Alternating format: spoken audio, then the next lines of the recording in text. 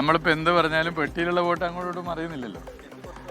LDFന് അനുകൂലമായ സാഹചര്യമാണ് എന്ന് നേരത്തെയും പറഞ്ഞിട്ടുണ്ട്, ഇപ്പോഴും പറയുന്നു. ആകാംക്ഷയോടുകൂടി പുലർച്ചെ മുതലേ ആളുകൾ ടെലിവിഷൻ കാണുന്നവരുണ്ട്. വെറുതെ ഓവർ ടെൻഷനാവണ്ട. എന്തായാലും ഇനി അധികം സമയമില്ല.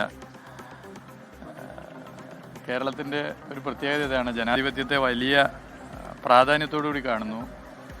ജനാധിപത്യ അവകാശം, പൗരൻ്റെ ഏറ്റവും വലിയ ജനാധിപത്യ അവകാശമായ വോട്ട് ചെയ്യുന്നു. അതിൻ്റെ കൗണ്ടിങ് ദിനം അതെല്ലാവരും ഇത് ശ്രദ്ധിക്കുന്നു. അത് കേരളത്തിൻ്റെ ഒരു പ്രത്യേകതയാണ്. ജനാധിപത്യത്തെ നല്ല നിലയിൽ വിനിയോഗിച്ച് എല്ലാവരെയും പ്രത്യേക അഭിവാദ്യം ചെയ്യുകയാണ്. ഇടതുപക്ഷ ജനാധിപത്യ മുന്നണിയുടെ നേതൃത്വത്തിലുള്ള സർക്കാർ തുടർന്നും കേരളത്തിൽ ഭരണത്തിൽ വരും. മറ്റ് കാര്യങ്ങളിലേക്കൊന്നും ഇപ്പോൾ കിടക്കാൻ ആഗ്രഹിക്കുന്നില്ല. ബേപ്പൂർ മണ്ഡലത്തിൽ ഞാൻ സ്ഥാനാർത്ഥിത്വം പ്രഖ്യാപിച്ച് അന്ന് പറഞ്ഞു 2021 സർവകാല റെക്കോർഡ് വോട്ട് 82,000. ആ വോട്ടിനേക്കാൾ അധികം വോട്ട് വാങ്ങി മികച്ച വിജയം നേടും.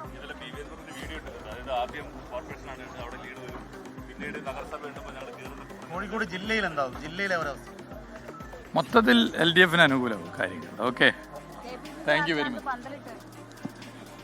എടുത്തോ.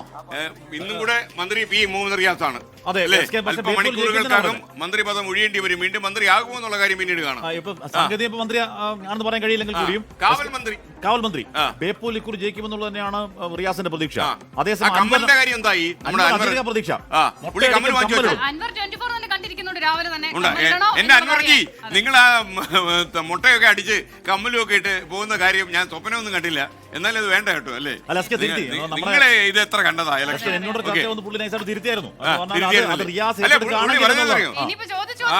അതായത് മുഹമ്മദ് റിയാസ് ഇത് ഏറ്റെടുക്കുകയാണെങ്കിൽ ഞാൻ കമ്മൽ വാങ്ങിച്ചിടും എന്നാണ് പറയുന്നത്. റിയാസ് എന്തായാലും കമ്മലിടാൻ പോകുന്നില്ലെന്ന് പറഞ്ഞു.